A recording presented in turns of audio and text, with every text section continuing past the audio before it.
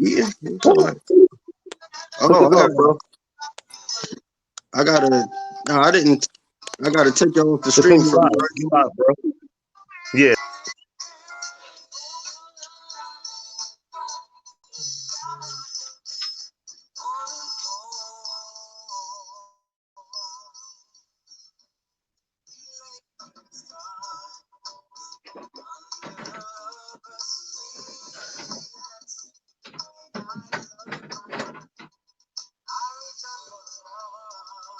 Okay.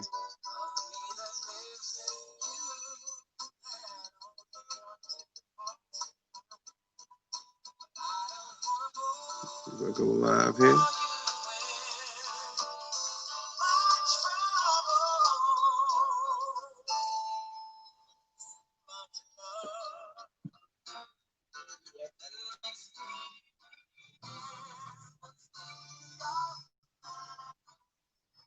You don't talk. You have to go live.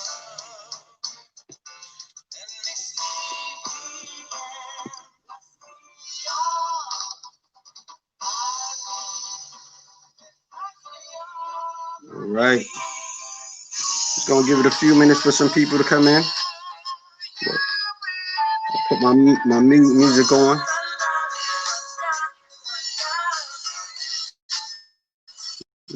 See who's all in the room.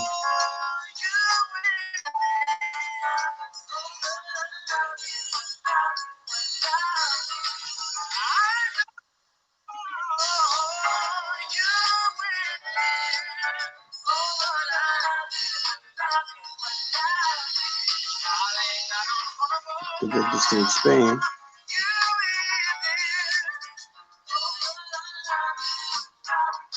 Come on in the room. We'll be starting in a few minutes.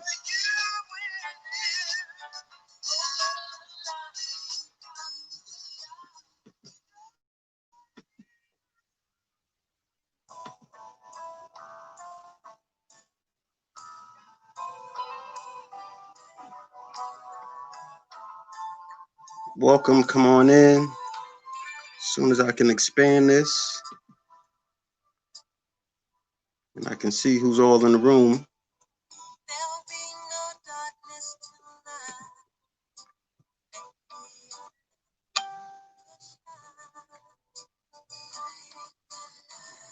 Welcome to Ready for Relationship Live with A.B. Bracewell. Come on in, come on in.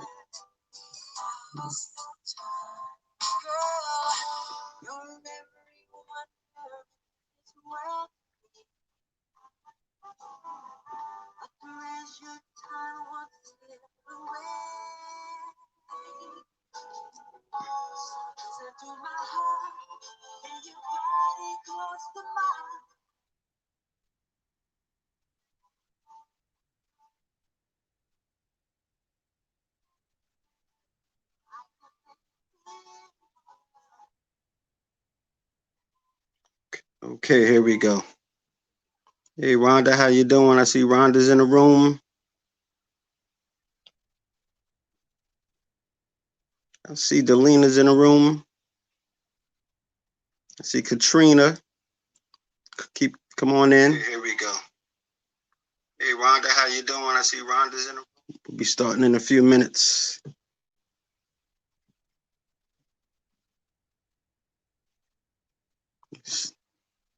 We'll be starting in a second.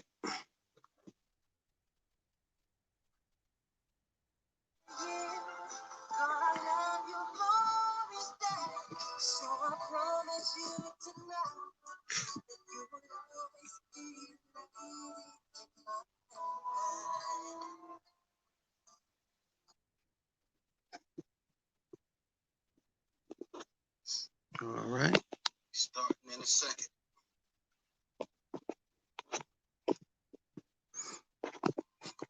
Okay, so if you in the room, say hello, say what's up. Give me a shout out so I can recognize who's all joining us tonight.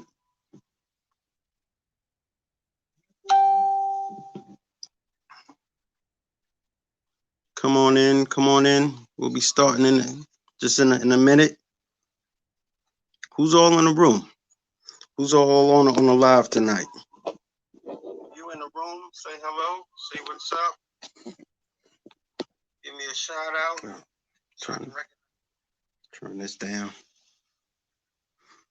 All right. I see Rhonda's in here. See Charlene. How you doing, Miss Charlie Vox? Okay, we got a couple of people in here. So I think I'm gonna start up. Let me just thank everyone for hopping on and being on a part of this live. I want to welcome you to Ready for Relationship Live. This is my second episode, I should say, and tonight I have some special guests that's waiting in a waiting room that I'm going to be bringing them in pretty soon. I see a fly trying to Mike Pence me right now, trying to fly all in my face. So we'll be bringing them in soon. See, Zakita is in the room. Zakita's in the room. How you doing, Z? So let me just start. I want to start off by telling you guys a little story before we even really get deep into our discussion, deep into our conversation tonight. Once again, if you're just hopping on, my name is AB Bracewell, and this Ready for Relationship Live, second episode. And really, my whole purpose of putting together this broadcast is for us to really just have a discussion, just talk about relationships. And as the title tells, it's about ready for relationships. All the things that we need to focus on, all the things that we need to prepare in our own lives in order to be ready for a healthy and prosperous relationship, or even if we're already in a healthy and prosperous relationship, how we can build upon that. You know, how we can take good to great and how we can take great to fantastic. So as I said, I have some guests on tonight, and I'll be bringing them in a few minutes. But before I even start, and before I even bring them in, I wanted to start off by telling a little story about myself. My name is AB Bracewell, and the story begins. You'll catch on to it by the end of the story, but the story is really about one day when I was cooking. One day I was cooking. One of my favorite dishes. It's called orange smothered chicken with I had a baked potato and a side of asparagus. Yeah, I can cook. I enjoy cooking, so I was in there cooking. I was in there slicing and dicing and chopping and cubing up my vegetables. And as I was cooking, I got distracted. And when I became distracted, I mistakenly cut into my finger. It was a pretty deep cut, deep cut. And I did all that I thought I needed to do. I wrapped it up, I bandaged it up, I got some alcohol and just to stop the bleeding. So of course, some people will say, why didn't you go to the doctor? That might have been the smarter thing to do, to go to the emergency room and get it all stitched up and probably get some pills for my for pain. But that's not what I did. I decided to take care of it the best way that I knew how. And needless to say, when I cut my finger, when I had that wound on my finger, it stopped me from doing a lot of the things that I enjoyed doing, a lot of the things that I love doing. I could no longer play basketball because it'll hurt my wound. I could no longer play with my son and my nephews. We like play fighting because it'll hurt my wound. So I had to stop doing that. Really, I had to stop doing almost everything with that right hand. You never really know how important your thumb is until you can't use it anymore. But it didn't only stop me from doing some of the great things that I enjoy doing. I also noticed a change in the way I interacted with people that came close to my wound, the way I interacted with people that seemed like they were a threat to hurting my finger, to touching that painful spot in my on my hand. One of the ways I would act with anyone when somebody got close to my wound, I would automatically put up my guard.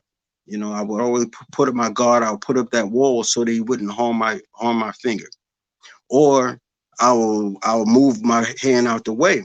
You know, I'll basically run because I felt that there was a threat to that pain. And there was also times when I actually became angry with anyone that came close to my hand, came close to that wound, because I felt that they was intentionally trying to inflict pain on that hand, on that wound. Basically, I was triggered. And the way that I reacted with my physical pain, the way I responded when I wounded my finger is the same way we respond when we have emotional wounds, when we have emotional pain.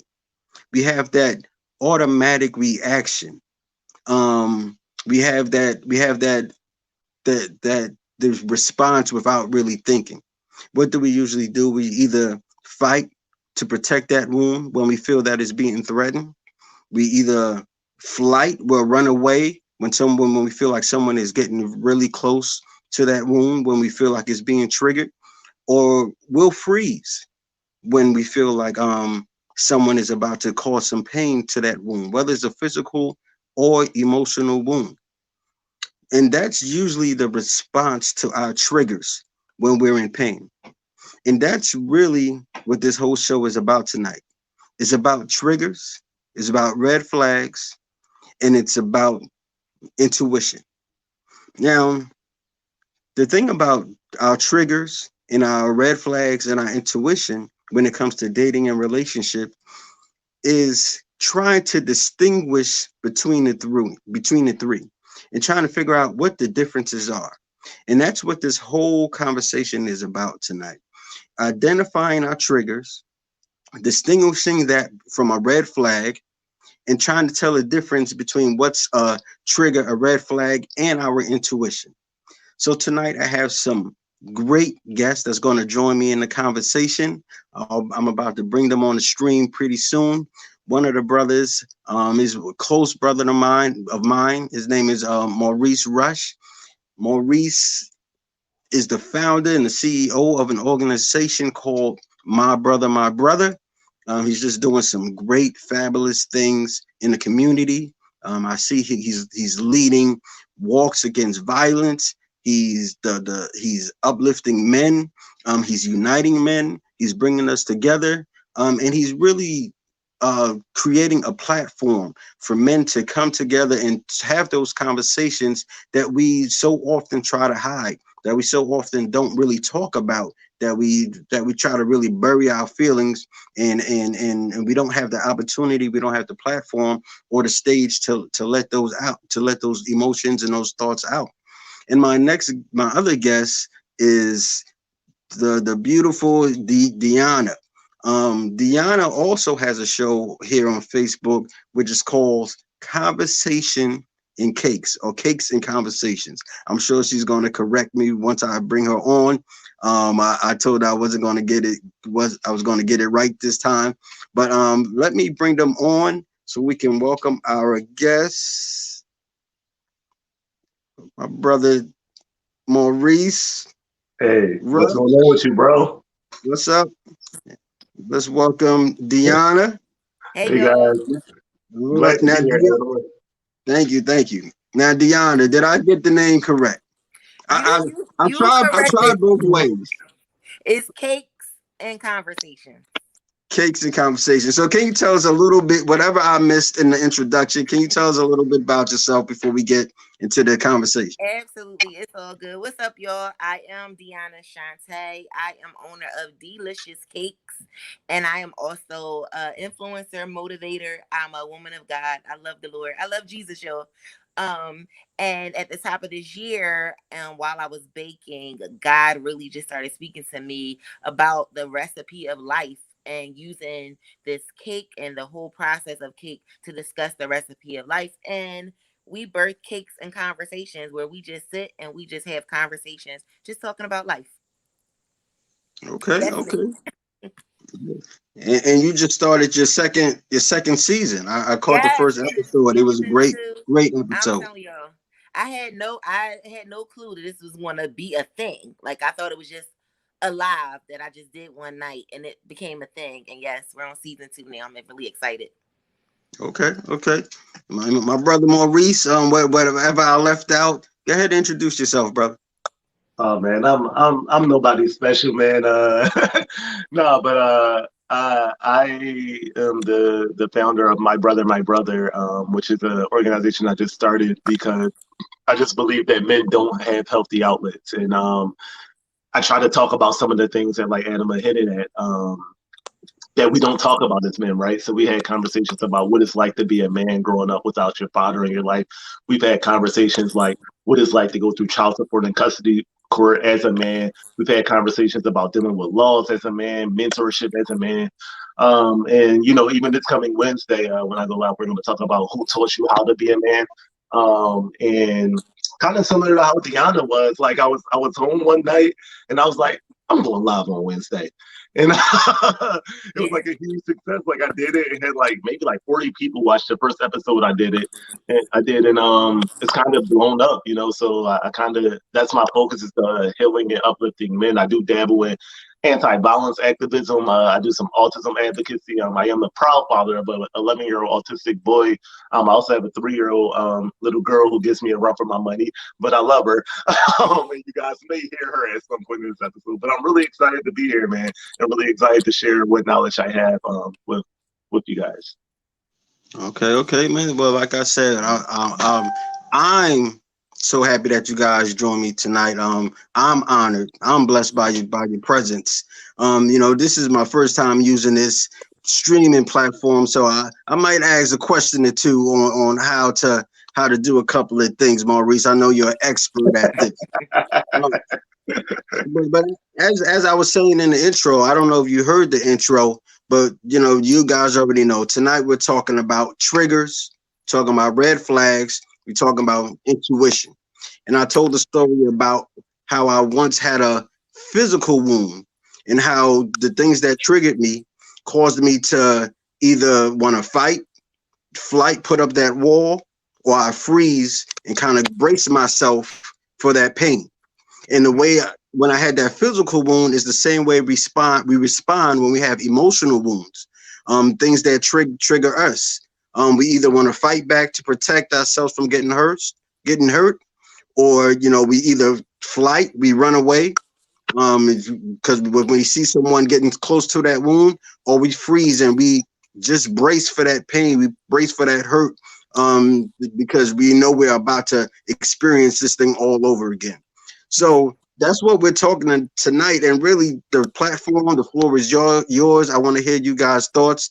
The first question that I really have for you guys are: how would you describe a trigger, intuition, and a red flag? What's your definition of those three things? Ladies first. um, so just to piggyback off of your opening example, AB, having this wound on your finger, right? It was your finger, Yep. right? And you talked about bracing yourself when you see somebody coming close. And you're bracing yourself in response to the memory of the pain that you experienced when you went through whatever you went through. And because of this memory, now you have a fear of going through it again. And to me, that's what a trigger is. A trigger is, I believe, a fear response to a memory that you had of a prior experience. So, because I fear that I'm going to experience some type of emotion. I'm going to go through a certain situation. I'm gonna feel a certain type of way, and I fear that. then now what you're doing or what it seems like you're about to do triggers me to react in a certain way. I believe that's what a trigger is. Okay. Yeah, That's and, good. That's good. to kind of piggyback off of Deanna, I believe that a trigger is something that just brings you back to a bad space. It doesn't necessarily have to be from a relationship. It doesn't even have to be from the opposite gender, right? You know, you can be triggered because of something your parents did. You can be triggered because of something that happened when you were 5 or 6, and it's a behavior that brings you back to that place of pain, right? A red flag to me, how that differs from a trigger is a red flag is something that when you're getting to know someone, regardless of gender, something that causes you to pause, right? Something that causes you to stop. At a red light, you stop. At a red stop sign, you stop. So a red flag is something that causes you to pause. It doesn't necessarily bring you back to a place of hurt, but it's still something that should alarm you. Like, wow, if I pursue this relationship, this person has a tendency to do this behavior. And an intuition, that's just an inkling. I don't really hear I usually hear women's intuition. I don't really hear male's intuition. I told Deanna we wasn't gonna fight tonight, and I see her getting ready to punch me. We're not gonna fight tonight. You getting triggered already? Yeah. But I've always heard intuition related to like a woman's inkling that something may be going on. I haven't heard the phrase male intuition, so I've always thought intuition is just an inkling that you have about something that's not necessarily based off of anything. I guess factual. It's just an inkling that you have. Yeah, I think it was perfect, Maurice, when you used that whole traffic light or sign or red light when you talk about red flags. And I think red flags now has to do with the person, place, or thing that you're now interacting with. It has less to do with me, and it's more about, and you, to your point, not just about romantic relationships, friendships, business ships, you know, church ships, whatever ships you in, situationships. So it has to do about this other person, place, or thing. And now, am I getting this red light? Am I getting a go? Am I getting a yellow light? Or is this big red bull flag, flagging in my face that's saying stop? It's a warning signal, basically. Mm-hmm. Yeah, I would agree. I would agree with you guys. Go ahead. Yeah. And then as far as intuition, I mean, let's talk about intuition, Deanna. I mean, the good Lord just blessed us, you know, as females. We were just given this special judge that we were given. But no, I think that we all can be very intuitive, and I think we all have that capability of expressing or living in a moment of intuition, and it's a moment of truth, and it's based on truth, and it's not based on evidence or anything like that. It's just that good old gut feeling that you get, and unlike, and I'm sure we'll get into this a little bit later, like unlike insecurities where there's really no fact, there's no truth, but it's just these feelings and fear and all of the stuff. I think intuition is based out of this gut feeling of truth. Well, now that you brought that up, would you say that intuition and insecurity can be confused sometimes? Could it be one and the same? Can it get tangled? And how so? Slow up, Maurice. Slow up. Yeah. I'm just asking the questions. I mean, just from my perspective, from my experience, I'm sure there's intuition, but there's also insecurities, and sometimes people have a hard time trying to distinguish or trying to, which one is an insecurity or which one is my intuition. I often feel like intuition, that's God speaking to us. My intuition is that our voice, that voice inside of us, our conscious, that's telling us right from wrong, good from bad. But if you've been through some trauma in your past, if you've had some hurtful experiences, how can the wires get crossed between intuition and insecurity?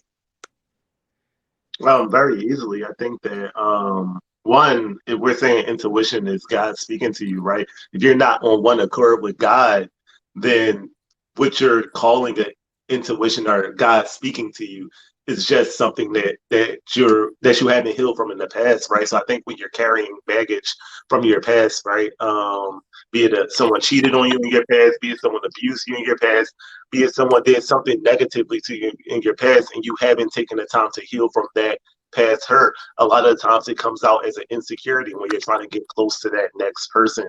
So that may look like, okay, my ex was always cheating on me, so I went through his phone. So now every other guy I talk to, I'm going to go through their phones, right?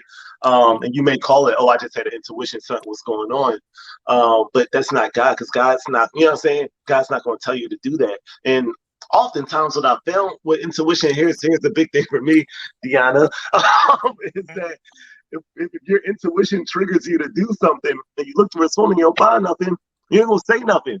Like, you'll keep going, or you keep finding until you find something that's going to make you upset. And that's why I don't necessarily believe that that's intuition. I believe that that's insecurity and lack of healing from a past hurt that happens, that I'm sure we'll get into at some point in there. But I do think that intuition, like you said, Adam, is kind of like God speaking to you, and the insecurity is more so stemming from a past hurt and the fear that that hurt may repeat itself in the future.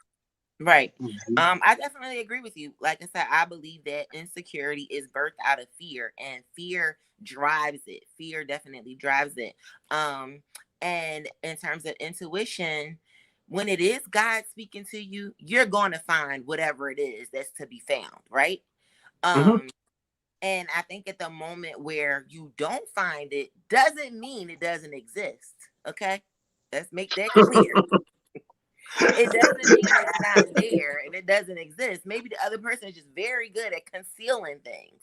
And I think sometimes men I thought we was gonna play nice, Deanna. I'm just saying, put the gloves on. Put the gloves on. Ladies tonight, I oftentimes think that men often try to sweep or minimize our intuition to insecurity as a means to conceal what they're doing or not doing. And so, I think it is something. I do think, obviously, insecurity is a real thing on both sides of the fence. Insecurity is a real thing. And I do think us women tend to be led by insecurity in a lot of situations, but you can't minimize the fact that we real intuitive and our intuition be on point a lot of times. We'd be all point a lot. I don't want to talk about that. I would agree. Now, my only thing about the whole intuition insecurity thing is, why when we're talking about intuition, we never reference it in a positive light?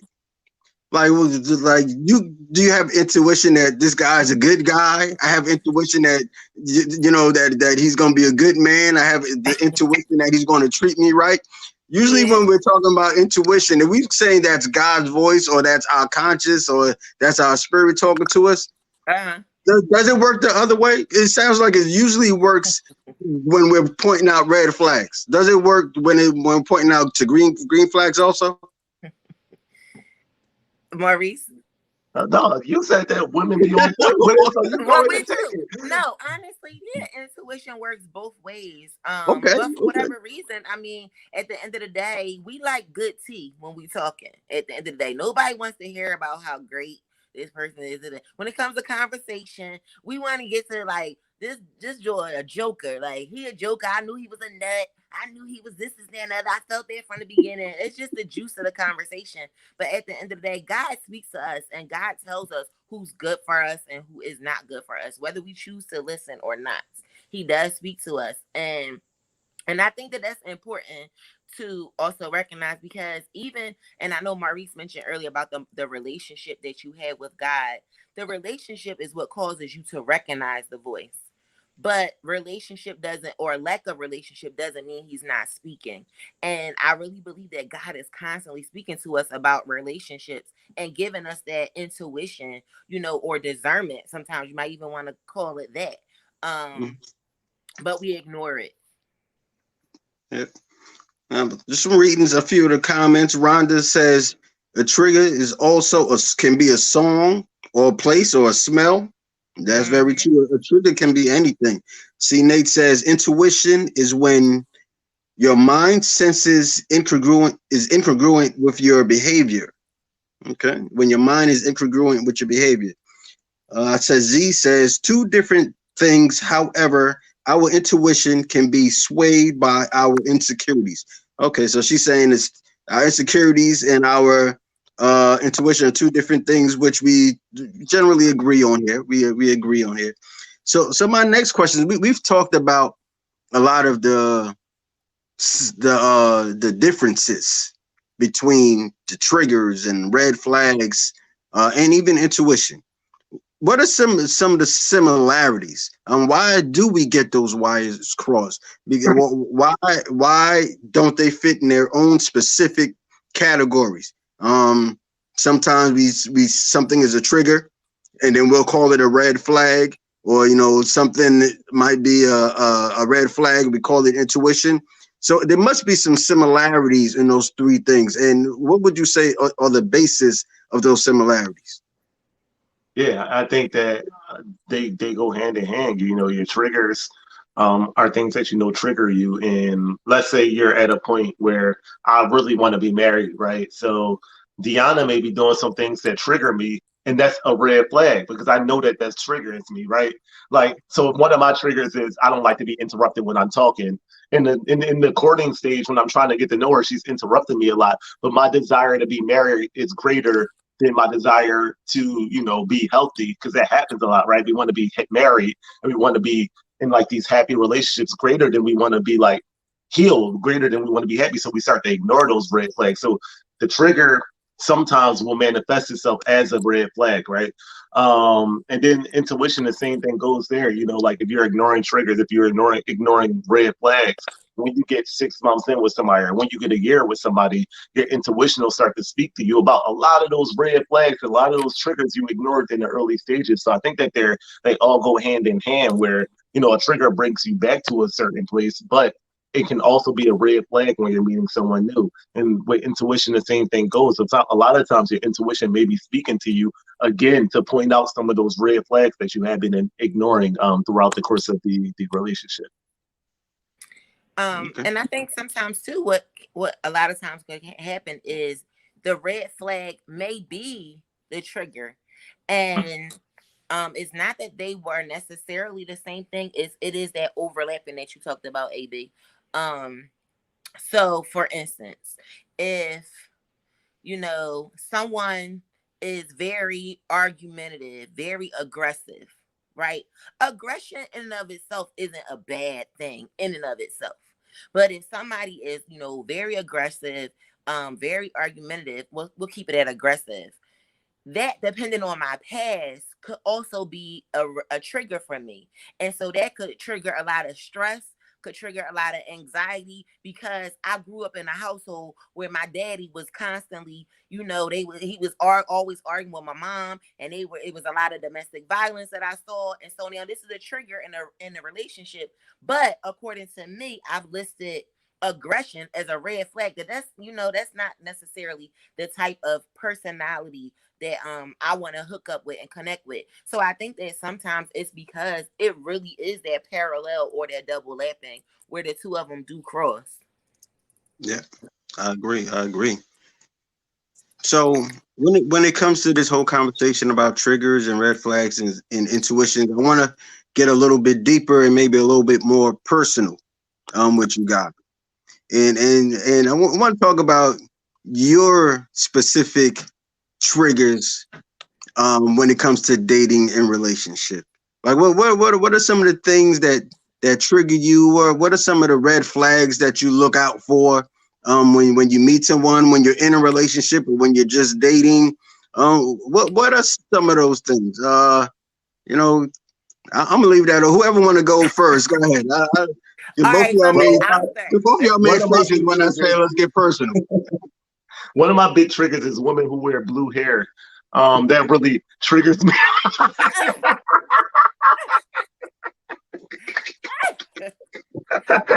No. You right. You started. You right. Yeah, I told you, man. Where I'm going. No, I'm joking. So I know for I know for me personally, right? One big trigger for me, and this might sound weird, but like someone who only will text. Like if you only want to text me, Yeah. like that's a huge trigger. If I'm trying to get to know you, I'm trying to love your every morsel, your every being. I'm trying to love your voice. I'm trying to get a sense of your mood shifts. Like I'm trying to love you as a Emotion. person. If I can't hear your voice, I lose that whole interaction, right? Via text message, because the things that come out via text aren't the same. So I'm not saying that you got to talk to me for 24 hours a day, but if you are like completely refusing to talk on the phone with me, it's hard for me as a man to take you seriously as a potential suitor down the road. Uh, what's up, Deanna? You asking me a question? I do have a question. And What's I up? apologize because you said you don't like to be interrupted. And I No, apologize. you good. It's the blue hair for me. It's the blue hair. Listen. So is that a trigger or is it just a deal breaker? Like it's just something that's annoying to you? Like when you say it's a trigger, typically, right, isn't a trigger something that it takes you back to like a negative space or like is that a trigger? Does it cause you to alter your behavior, so to speak? Or is it Yeah, just like, yo, so this is a deal breaker for me? so Um, the question will really be, what does that trigger in you? If you say Yes. that's a trigger, what does I it trigger? don't. I don't like to be ignored. I know that about me. So like if you're only texting me, obviously I'm bad at texting. So that usually will trigger some kind of a negative interaction because people who like prefer texting and usually text really quickly, and I'm not the best responder at texting. AB will tell you I'm not always, and you might text me today and I might not text you back till Tuesday, like sorry. um so a lot of times that trigger for me, it triggers like, oh man, like this is going to be problematic because I know I text slow, and I know I'm not the best at responding to text messages, but if you can say, hey, I want to call you at 8 o'clock, cool, I can know, I can mentally prepare for that. And maybe also red flag as well, because for me, it might be something that I know the question isn't about red flags, but it may be something that oh, we lost our host. But it may be something It's that me and you. right. Look, we started the fight. He said, "I'm getting out of Right. here, man." But I know another trigger for me, like I hinted at earlier, is being interrupted and feeling, and I know why that triggers me. I'm the youngest of 7 kids. Youngest of 7 kids. My oldest sister is 20 years older than me. And I often felt like growing up that I wasn't heard. So if you interrupt me, if I feel like I'm talking to you and it's feeling like hitting on deaf ears, it takes me back to that place as a child where I felt like I was always overlooked, where I felt like I wasn't heard, and things along those lines. I'm trying to think, what's my last trigger? I don't know. You take it, Deanna. By the time you done, I'll have it. So for me, although I feel like right now this is like one of those like dating commercials where we're like on display and we're telling people this is what I like and this is what I don't like. But a trigger for me, one in particular, is broken promises. Or not even so much broken promises. I'ma just say like if we have arrangements or plans, broken plans and stuff like that, that's a huge trigger for me. And if I'm to be honest, it dates back to, I remember the days sitting on the front steps waiting for my dad to come pick me up because he told me, I'm coming to get you. I'll be there at 12. I'm taking you to the park.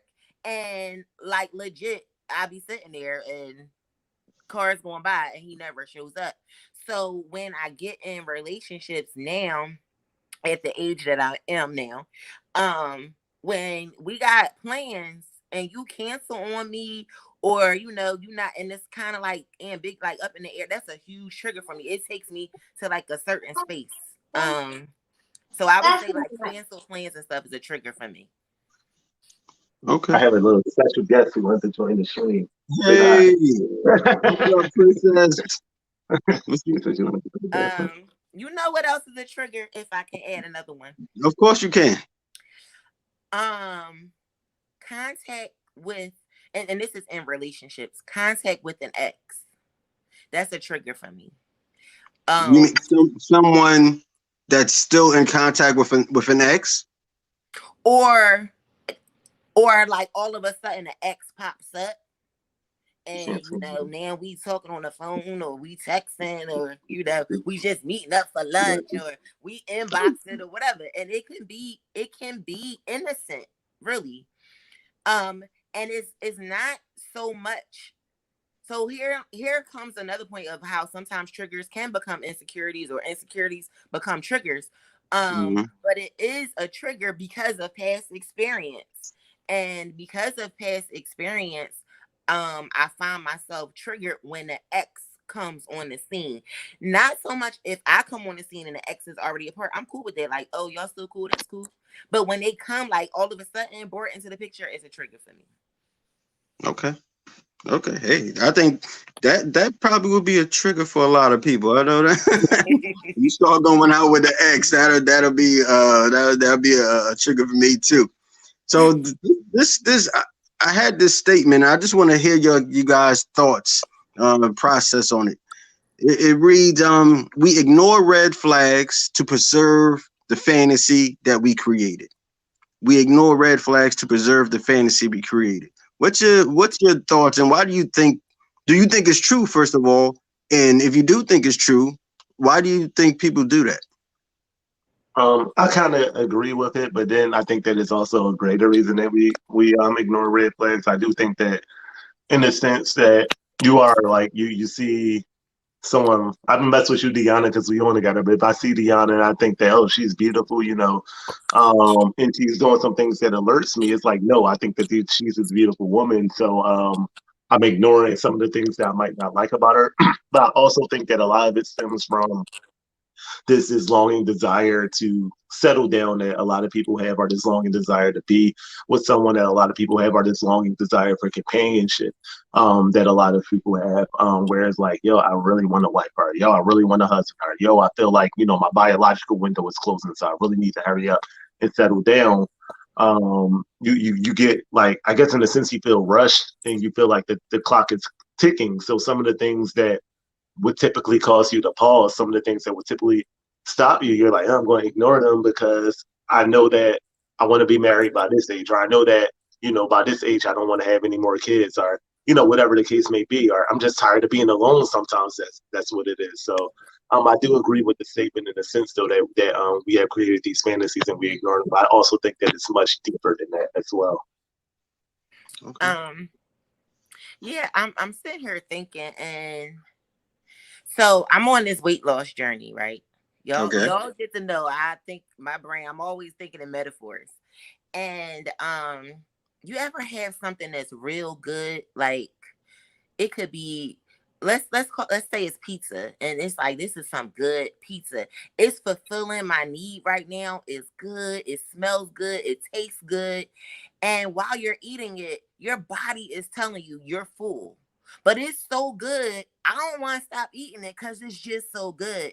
And I think that that's what happens a lot of times in relationships when it comes to red flags. At the end of the day, I want to preserve this, as you say, like this false sense of security or happiness or contentment or whatever. Because right now, at least for this moment, it feels good. And I think a lot of us live in the moment. We're not thinking about the next moment. We're not thinking about next week. Right now, this feels good. And this red flag is going to interrupt this good feeling that I have, and I ain't felt this good in a long time.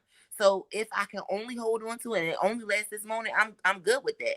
Not me personally, but I think that a lot of people experience that. That's what happens. That's what happens. Like, I agree with what both of you guys say. Like, we go into relationships with our own agenda. We go in there with our own plan, and we dig our heels in the sand because this is what we want. This is what we fantasized. When we met this person in the beginning, they crossed everything off our boxes. They hit all the categories.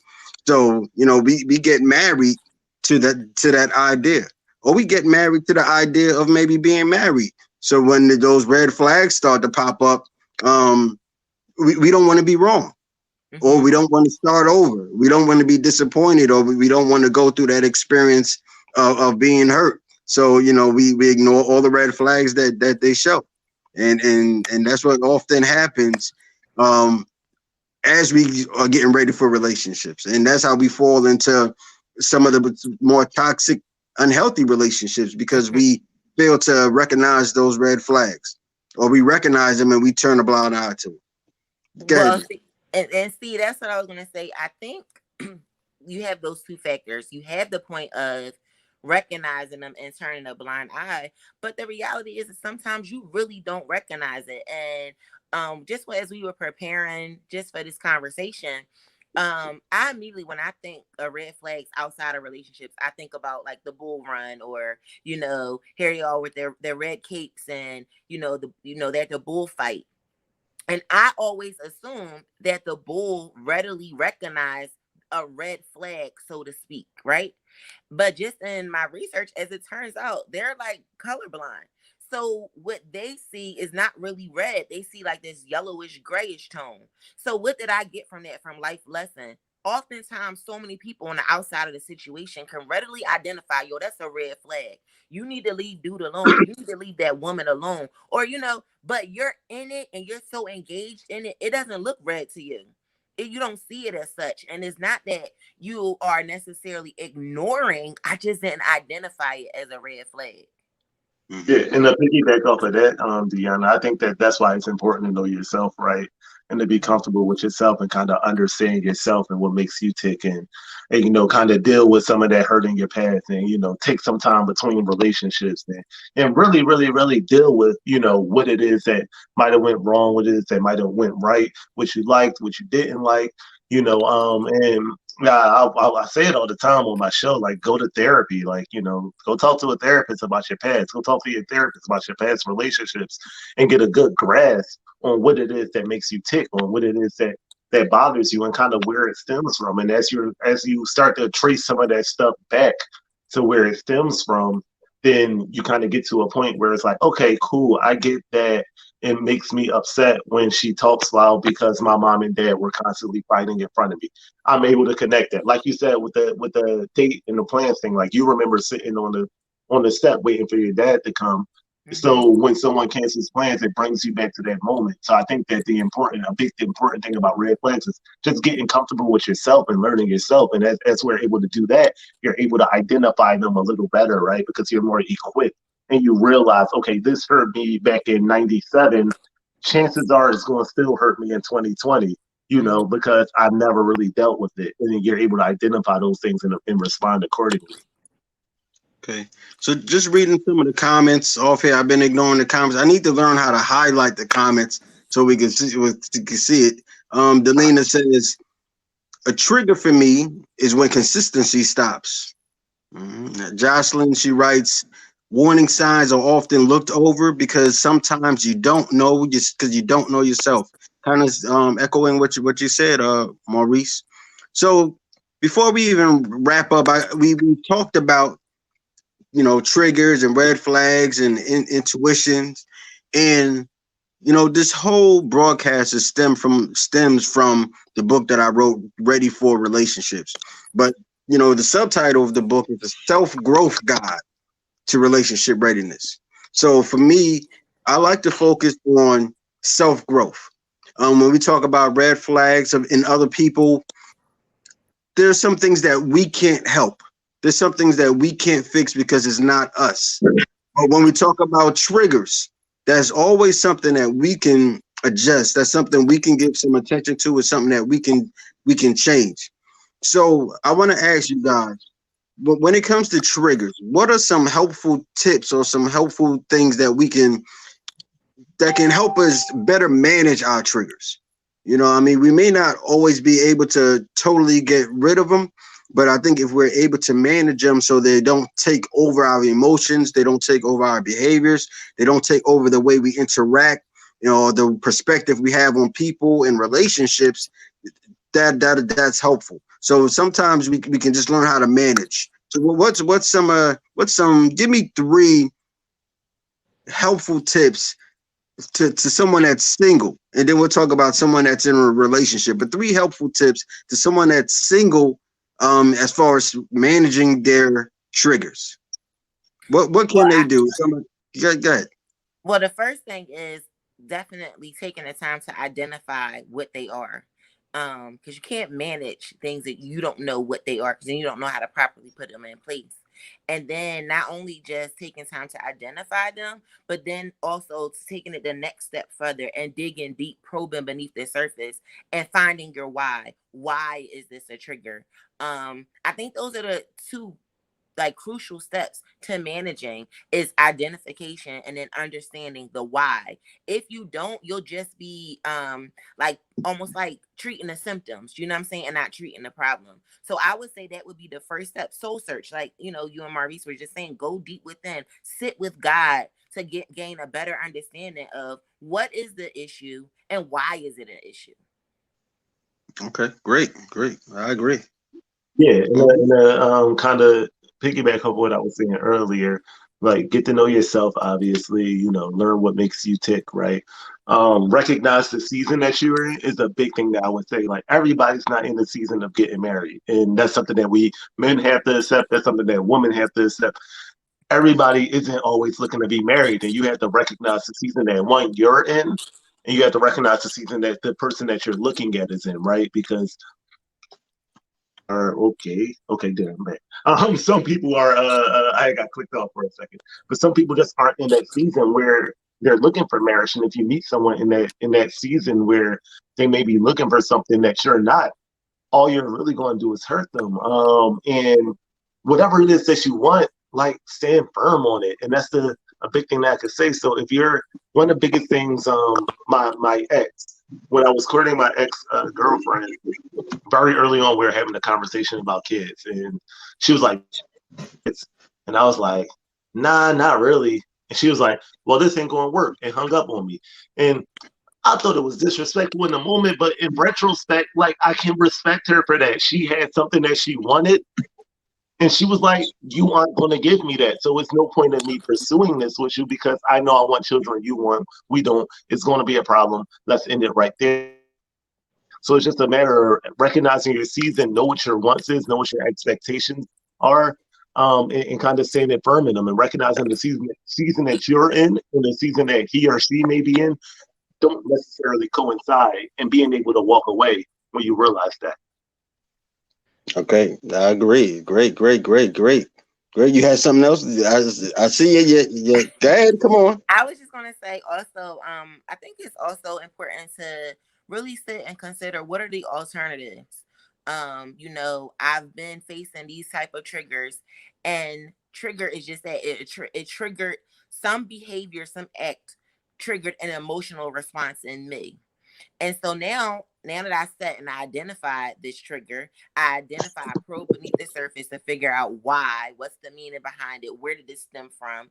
Now, what is the alternative? How can I react differently? How can I respond differently? What things can I do to respond differently when someone doesn't show up on time, or they have to cancel plans, or if someone, like Marie said, they're constantly texting and I'm getting annoyed, like, oh, why you don't just call me? All of those things. What are my alternatives? And I think that takes us recognizing that we have a choice. We have a choice as to how we respond and how we emote. So, just discussing with yourself, journaling could be a good way to manage your triggers. Journaling and really like, yo, today I reacted in this way because so and so said this to me, or because she did that to me, or because she didn't. My food wasn't hot when I got, whatever it is.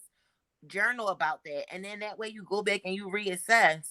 Okay, this is where I lose it.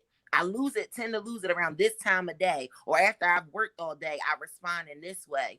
All of those things, focusing back on you. How do I change me? Boy, I tell you, I should have been here taking notes with what you guys are saying. You guys, I should have been taking notes, but I got the recording. I can't agree with what you guys are saying. I can't agree more. All you guys are you're spot on the money with what you guys are saying. So we got a few minutes left. And I jotted down some things for those that have a hard time identifying exactly what's a trigger, or identifying what's a red flag. So if you're taking notes, you can go and listen to the playback. If you're having a hard time figure out what's a trigger, you have to understand that a trigger, it causes you to react instead of respond. You become emotional. You don't sit down and really process what's going on. It becomes like an automatic reaction, because it takes you back to that place where you was hurt. It takes you back to that place where you were wounded, and you just react off of that hurt. You don't sit down and really examine a situation. So it's more reactive and less responsive. Like Deanna said in the beginning, triggers are rooted in fear. Is rooted in the fear of getting hurt, of experiencing that pain again that you experienced in your past. And it usually causes you to react either with that fight, flight, or freeze response. Where and that's when we're threatened, when we feel like we're in danger. That's how we usually respond. But that's just a emotional automatic response, reaction. I shouldn't even call it response. Um, Also, a trigger, it causes you, especially if you're in a relationship, it causes you to be blinded to the loving side of your partner. Once we trigger, we start to relive that pain. That's when we start to use those absolute statements like you always do this, so you never do that, because it takes us back to that pain, and it triggered something in us, and it blinds us to the fact that, hey, my partner might have done this to hurt my feelings, but that's not who they are as a person. But those that's the type of things that those triggers and those reactions does to you. It also causes us to assume. We start to assume and create a story or a message behind our partner's actions. Even if it's not necessarily true, even if what they're doing has nothing to do with our past pain and our past hurt, we automatically attach it to that pain and that hurt, and we create the story. So if I'm someone that doesn't like being ignored, and doesn't like when someone doesn't respond to my texts in a certain amount of time, and if that happened in my past and I found out that this person was cheating on me, it's going to automatically take me back to that experience, and I'm automatically going to assign that experience to what my partner is doing now, when the truth could be that my partner probably just had the phone in her gym bag, or in his gym bag, or whatever, is on the charger, and that's why they didn't respond to the call. But when we are dealing with triggers, and when we're dealing with that emotional reaction, we assign messages and meanings to somebody's behaviors automatically. Um, and a few more things that I wanted to add about managing our triggers that kind of echoes what you guys were saying. Like, we have to take ownership. We have to take ownership of our own feelings. We have to recognize and acknowledge that something is a trigger. We can't use blame. We can't point the finger at someone else. We have to recognize when a problem is our problem. And we have to, kind of like what Maurice was saying, sometimes we have to go to therapy for it. Or sometimes we have to pray on it. Sometimes we have to meditate on it. Whatever you have to do in order to work through those triggers and work through those past hurts, those past pains, we have to do it. And if you're in a relationship, we have to also learn how to communicate that acknowledgement to our partners. We can't just say this is a trigger for us and then keep it to ourselves. Because once we learn how to communicate and say, hey, baby, this is a trigger for me. Whatever you did, you leaving the toilet seat up, or you not picking up the phone, not responding to the text. This is a trigger for me for such and such reason. And your ability to communicate that to your partner gives your partner an opportunity to support you through that. Or it also gives them an opportunity to say, hey, I can't deal with all these triggers you got. Maybe we should go our separate ways. So, but you always need to learn how to communicate that acknowledgement. And another helpful thing that we can do when it comes to our triggers, if we're in a relationship, is to really, it has to do with assigning the story, but it's really just changing the narrative, changing the narrative. Like we make up all these stories about our partner's behaviors, their actions, their intentions when something is done. If we can just take out the time to really process what's going on and change the story that we're creating, that'll can change the whole picture. That can also change what we call the trigger cycle.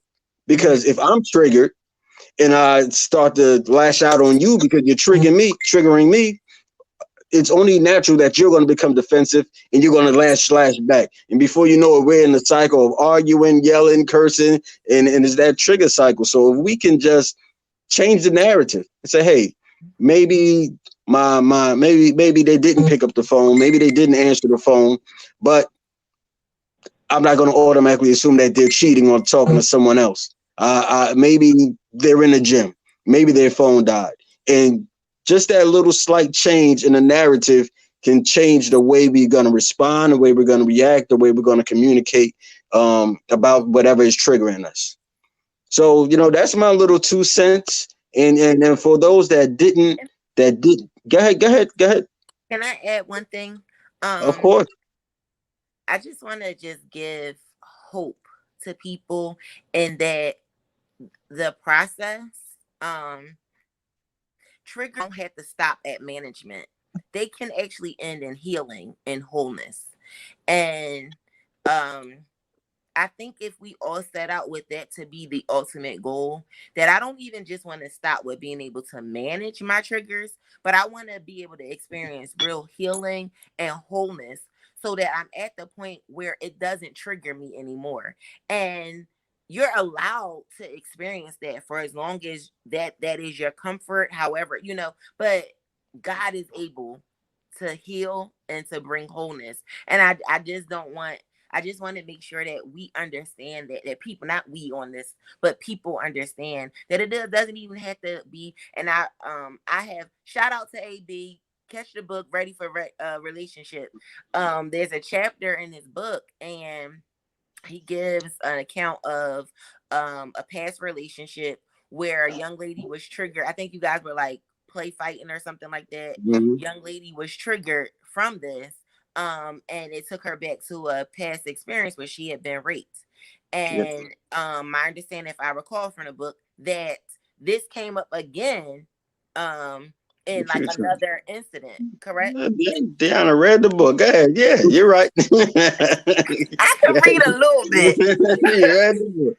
But when I was reading that, I'm like, yo, sis need to be healed. Like, sis really need to be healed, because you can go on trying to manage it, treating the symptoms. But when you get to that place of wholeness where the scar may still be there, but that pain is gone, then you're not triggered in that way anymore. And that may come through therapy, that may come through prayer, that may come through, you know, just sitting with God, me, myself, and God, not me, myself, and I, right? And just sitting and having that conversation and asking God to search me and make me whole. Wholeness is our portion, and we, you know, we have a right to it. And I think we should pursue that relentlessly.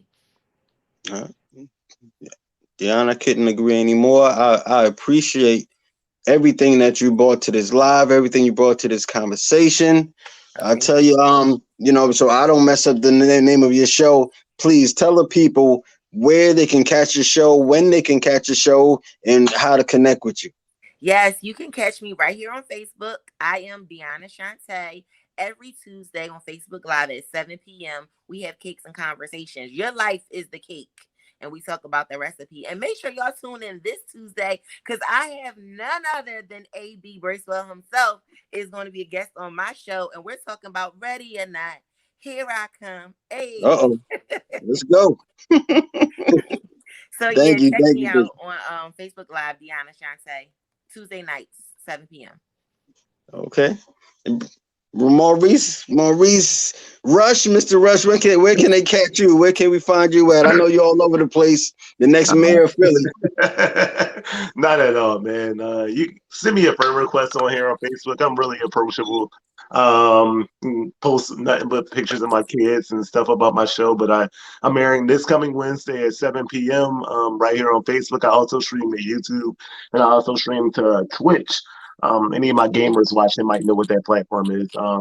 And I air every other Wednesday, so I'll be doing this Wednesday, and then 2 weeks from this coming Wednesday, we'll do another episode. Again, this Wednesday, I'm talking about who taught you how to be a man. I feel like I often hear women saying, there's the absence of good men around. And in the conversation I was having with a young lady a couple of weeks ago, I was like, well, who taught them how to be a man? They grew up without fathers around as well. So who taught them? So I kind of want to dig into that on this coming Wednesday. And usually I have panelists, but this will be the first time I'm going at it by myself. So I'm really excited to see how You'll do good. I'm really excited. But, add me on Facebook. You can follow me on Instagram. I tried to put the tag up there, but I think it's too long, but it's at the My Brother Show. I'm literally the words behind me, my brother, but spell before it and show after it. And like I said, send your requests here on Facebook. And if you've been following AB long enough, you probably see me on some of his stuff anyway, because I've been on What Were You Thinking? I've been on other lives that he did and everything like that. So I'm around, man. I'm really approachable, and I like to have fun, as you can tell. Also, with Deanna with the blue hair. This is a pleasure being on this panel with you, Deanna. Really, it's really been a pleasure. I know we spoke fun a lot before we went live, but no, it's a pleasure. I think that your experiences are amazing. I think that your input was amazing, and I will be reaching out to you at some point to come on my show. I would love to. Ready. Yes. There we go. Well, it was a pleasure having both of you guys on the show. Your wisdom, your input, your opinions, your suggestions, everything was great. I'm sure I'm reading the Facebook feed. A lot of people I'm seeing say this was edifying. This was great. I learned a lot. So I just appreciate all you guys brought to the table. And we're gonna do it again. I'm gonna have some more, and I'm gonna have you guys on. I'm gonna be on yours. So we're gonna do it again. For everybody that's watching, I'm AB Bracewell, and the whole broadcast is about this book, Ready for Relationships. It could be found on my website, readyforrelationship.com. Everybody got a copy. Wait, where's mine? You can put it up. Ready for Relationships. Look at that. There you go. I feel blessed. And in this book, we talk about stuff like triggers, and I talk about so many other topics. So grab the book, reach out to me. If you're in this feed, then you know exactly where to find me. AB Bracewell. You could go to my website, readyforrelationship.com. I hope you guys have a blessed night. Have a great night. I guess I'm about to go watch this Lakers game and see if they close it out or not. And it's about Ready for Relationships, where my slogan is, we're preparing you for who he has prepared for you.